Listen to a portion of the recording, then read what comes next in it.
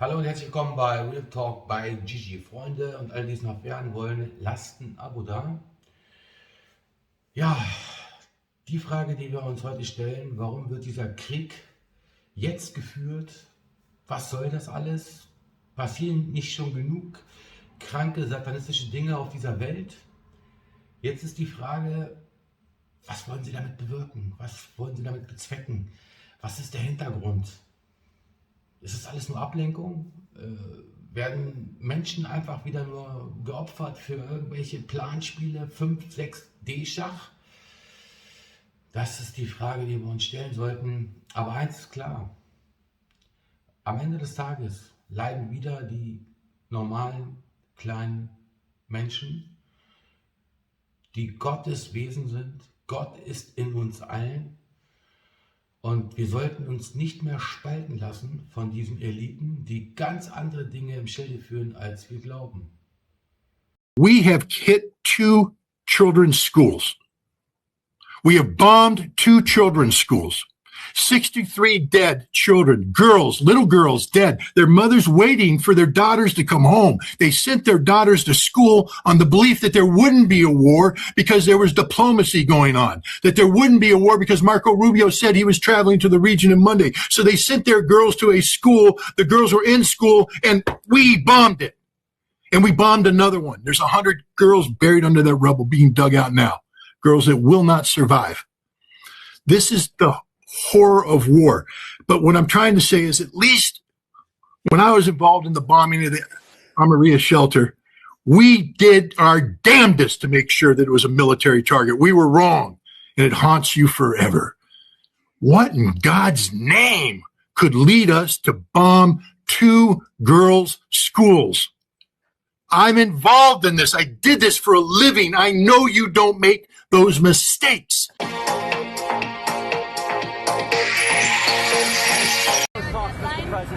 They've already started. Do you want regime change in Iran? Well, it seems like that would be the best thing that could happen.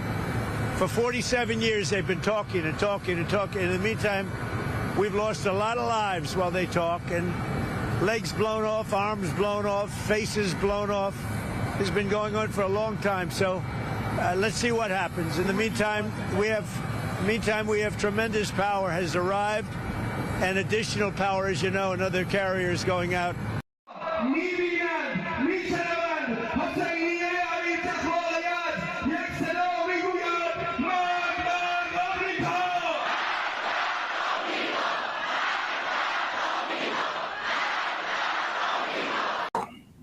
Why does Trump want to attack Iran? He doesn't want to attack Iran. This is just Donald Trump's, folly. If he thought he could get away with it, if he thought he could pull a Venezuela, come in and do a quick strike and get the objectives. But the objectives that need to be gotten are regime change, and it has to happen quick. The Israelis have put Donald Trump on notice that if there is an attack against Iran, that it has to kill the regime, and it has to happen quickly. Like 3 to 5 days, because Israel could absorb 700 Iranian ballistic missiles and no more. Israel doesn't want to absorb 700 missiles unless the price that they're paying by absorbing these missiles results in an outcome that has the theocracy eliminated and Iran eliminated as a threat. And so Donald Trump now is looking at it, and his military people are saying, "We can't do it, boss.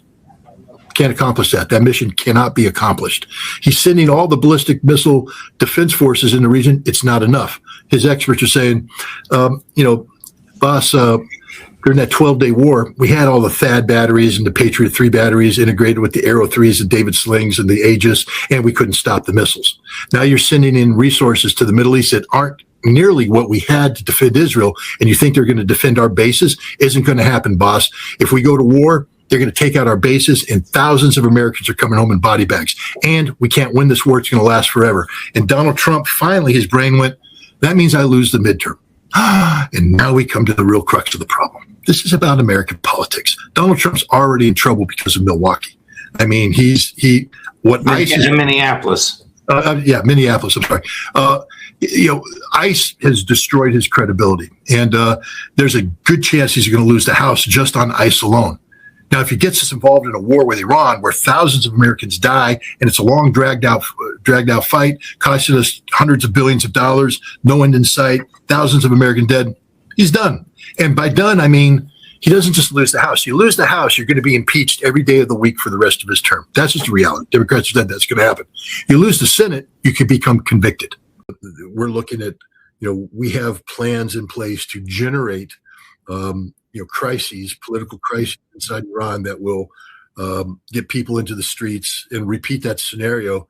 And in the midst of that, we'll begin a weeks-long bombing campaign, ultimately the goal of which is to collapse the regime and have this popular uprising replace the Islamic Republic, and then Jared Kushner's handpicked fools will come. That's the plan.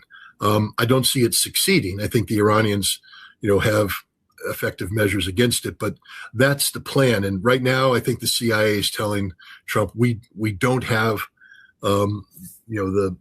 we haven't firmed up the opposition enough. They're still recovering from what happened in January.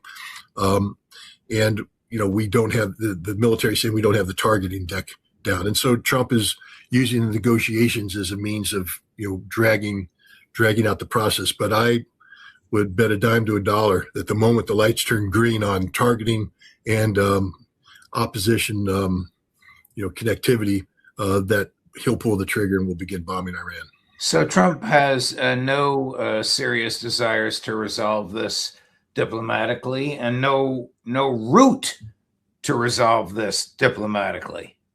No, regime changes the policy. That's the only policy. This is why we've made three demands of Iran that can't be met. One, to give up their nuclear program in its totality. That just isn't going to happen. The Iranians have a lot of latitude to negotiate on this front. They can do a lot of things that, if we were truly concerned about Iran's nuclear program, would mitigate all of our concerns. There's a lot of maneuver room there, but that's not what we're looking for. And you know that by the next demand, that Iran has to get rid of its missiles, especially missiles with the range capable of striking Israel. That's like telling Iran you have to commit suicide, because the fact is, if Iran didn't have missiles capable of striking Israel, you and I wouldn't be having this conversation right now. We'd be talking about American bombs landing on Iran. The only thing that prevents American bombs from landing on Iran at this point is Iran's missiles capable of striking Israel. And then the third one is Iran has to change its regional behavior. That's absurd. A nation of 90 million, the size and the geographical location of Iran, telling them that they're not allowed to be concerned about what happens in the region. But again, this one, there could be negotiating room. How do you get Iran to stop supporting Hamas? A free and independent Palestine. Problem solved. How do you get Iran to stop supporting Hezbollah? Get Israeli troops out of Lebanon. Problem solved. How do you get Iran to stop supporting the Houthi? Again, Gaza, the solution. So, the kicker here is the missiles. Iran will never yield on the missiles. And because of that, I think the Trump administration is just using these negotiations as a vehicle. The other thing. Am Ende, Freunde, muss sich jeder die Frage stellen, was ist der Plan hinter diesem ganzen Theaterstück, was sie uns vorführen, was sie uns abspielen. Mittlerweile haben wir in jeder Ecke der Welt irgendwelche Brände. Was soll das alles? Und dann komme ich wieder zu meiner Aluhut-Theorie, die ich vor kurzem ja auch erst erfahren habe. Warum passieren auf dieser Erde, auf dieser Welt, obwohl wir Gottes Kinder sind und das Göttliche in uns ist, steht in der Bibel, so schreckliche Dinge. Steht's im Neuen Testament und im Thomas-Evangelium, die Welt. Der Teufel führte den Jesus auf einen Berg und zeigte ihm alle Reichtümer auf dieser Erde und sagte, alles das möchte ich dir schenken, wenn du doch vor mir niederkniest. Und Jesus sagte, weiche von mir, Satan.